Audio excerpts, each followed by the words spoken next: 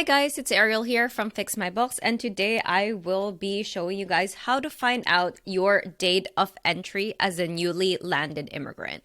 So, as an immigrant myself, I'm very familiar with this process, and you don't know how excited I was the day I got my confirmation of permanent residence for Canada. So this is like the holy grail per se for all landed immigrants, like next to becoming a citizen. This is the next best thing.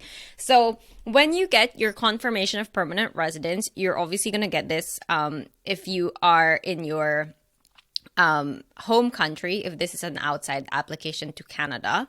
And for this purpose, it will be an outside application because you are asking about the date of entry. So as you can see, this is what a confirmation of permanent residence looks like.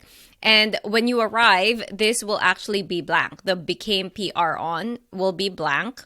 And the immigration officer in the airport or however you get to Canada, it could be like a land border if you're driving up from the US, but they will stamp this themselves. So you will see the stamp here, and then they're gonna also stamp it somewhere over here, but I just blurred everything out. So just be aware that this will be your date of entry. Okay, your became PR on original date of entry, this would be it.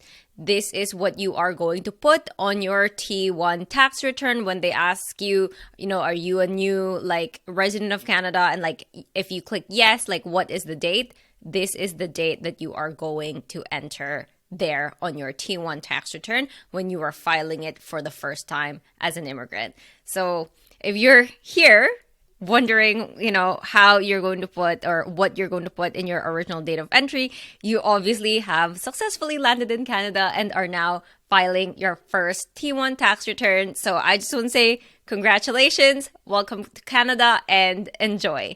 And once again, this is Ariel from Fix My Books, helping you fix your books.